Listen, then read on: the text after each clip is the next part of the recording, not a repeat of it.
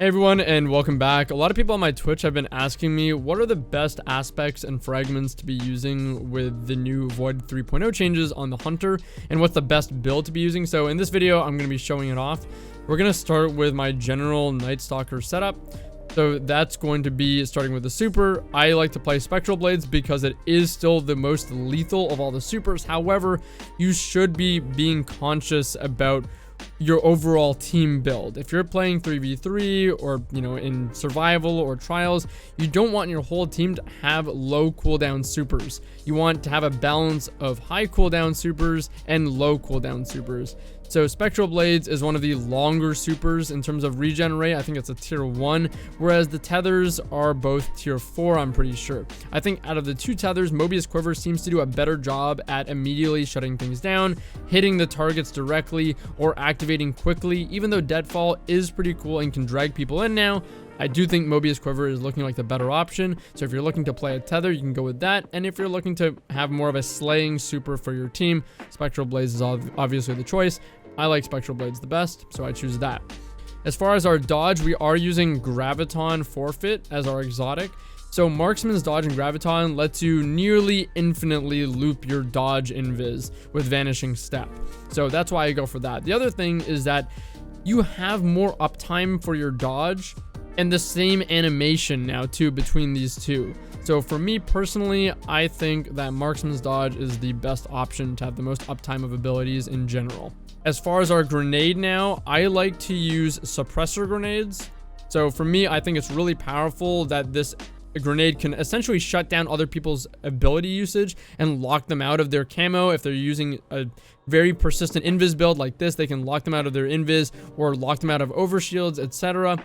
And you get to still use yours. So I think that's really powerful. Obviously, you also get to shut down supers, which isn't as frequent anymore, but can still change the tide of a game. So I like that. The next best grenade, in my opinion, is going to be vortexes. They pull enemies in now, so you can use it to stop people from rushing you.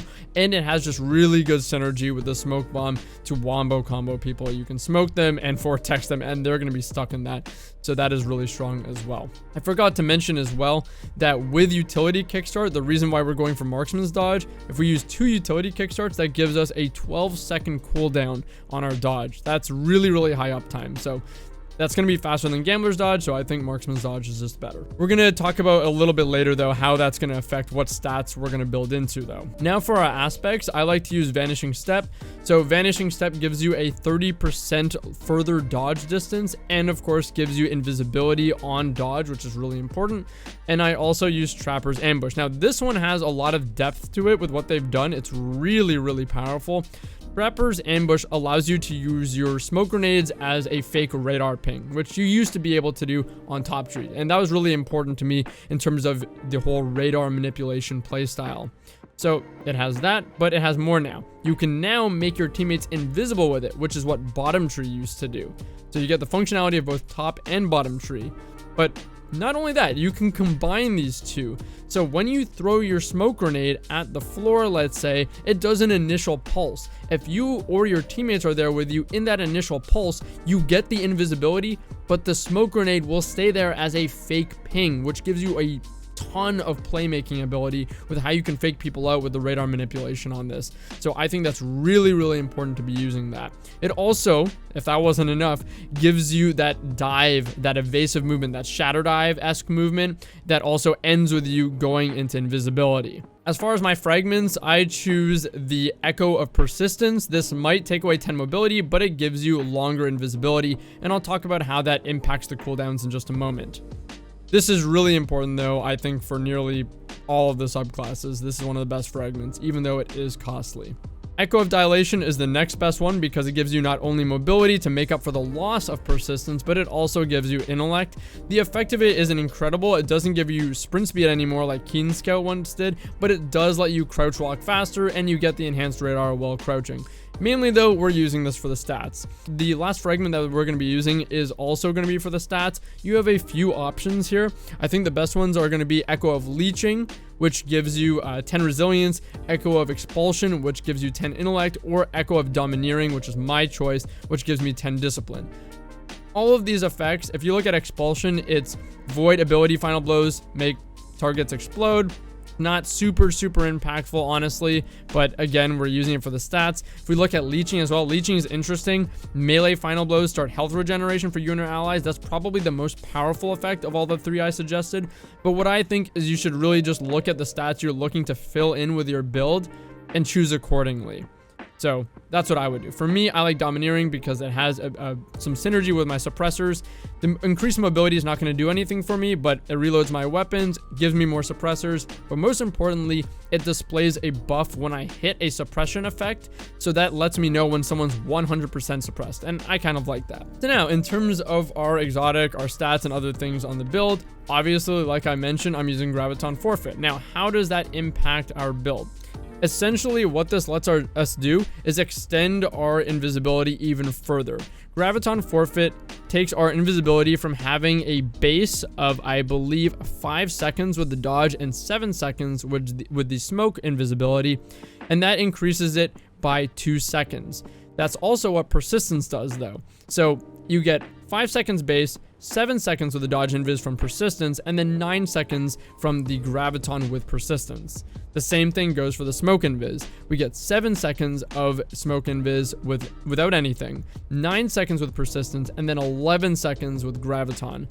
So we get, between the 2 abilities in graviton, 20 seconds of available invis, which is really insane. That has incredible playmaking ability with the flanks that you can do, or the way that you can lurk around the map playing off angles, which is really, again, just incredibly strong.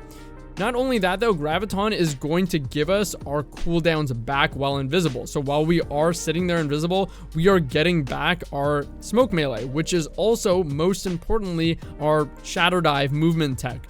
So even though the shadow dive type movement tech on this class is tied to the smoke grenade, you're gonna have it because when you go invisible with your dodge melee, or sorry, your dodge invis, you're most of the time going to get your melee invis back off of that, which means you can shadow dive and use that movement tech. Lastly, to take a look at the stats that you want to be prioritizing, I think for me, my stats are nearly perfect to what I'd want with this build. I have 10 mobility, 2 resilience, 9 recovery, 5 discipline because of one of my fragments, 5 intellect because of my fragments, and 100 strength. Now, the explanation behind these is you need 100 mobility to make sure that you always have the ability to go invis and charge your other form of invis. So that's non-negotiable. You need to have as much invis and dodging as possible. It's the most powerful part of the kit, in my opinion, and it's a catalyst and engine towards the other pieces of it. 2 resilience. Resilience isn't very important right now, and 2 is the minimum that you want to make sure that you're not getting like 2 head 1 body by 140 hand cannons and susceptible to other things. 9 recovery is fine with this because Graviton will take you to 9.5 recovery, I think, no matter what recovery you're at. If you're comfortable, you could actually go lower than this. Let's say you can play with 8, 7 if you want. It's a little more risky because you're not going to always be invis, but honestly, you could, now that I think about it, with this build more than ever because you have so many ways of going invis. I like a little bit more of a safety net, but you can go 8, 7, maybe 6 recovery and put those stats into other categories because Graviton's always going to take you to 9.5 recovery, which means 10 recovery is a waste, so don't go for it. Our discipline, this is probably one of the lowest on the priority. The grenades have gotten better on this class, but it's a lower priority simply because we need 100 strength. We need to have that smoke bomb for radar pings, for another method of invis, or our movement tech as much as possible. It's way too powerful not to fully spec into, and we're using our marksman's dodge, so we need to have 100 strength. And 100 strength with Graviton, again, is going to ensure us that every time we dodge and go invis for an entire duration, we're pretty much entirely getting back our melee, or our smoke bomb invis. Lastly, Intellect, I think this is probably one of the least important stats as well. If you want to go for more discipline, if you're able to, you can. I like my build that's a little bit more balanced. It has 5 discipline, 5 intellect. I use spectral again, so it's a longer cooldown super, so I want to have a little bit more to keep me in the race for supers, especially if I'm not doing well in the game, so I think that's fine. But really, those stats are to your discretion. Otherwise, mods I would suggest right now, double targeting is more than possible because of the hand cannon seasonal mod and other. That's the most expensive one, so I would suggest double targeting. If you're a shotgunner, you definitely want quick charge. Double unflinching should be possible as well. I have these stats with double unflinching, so double unflinching hand cannon nonetheless, so you should be able to get it as well, I think, if you have good enough armor. And then double utility kickstart is pretty essential as well. Radiant Light, of course, and Powerful Friends to boost and get your stats up to what you need in mobility and strength is also really, really important. And luckily, we have mods that really let us get us there.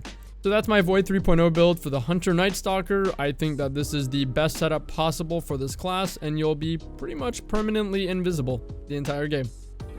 Enjoy.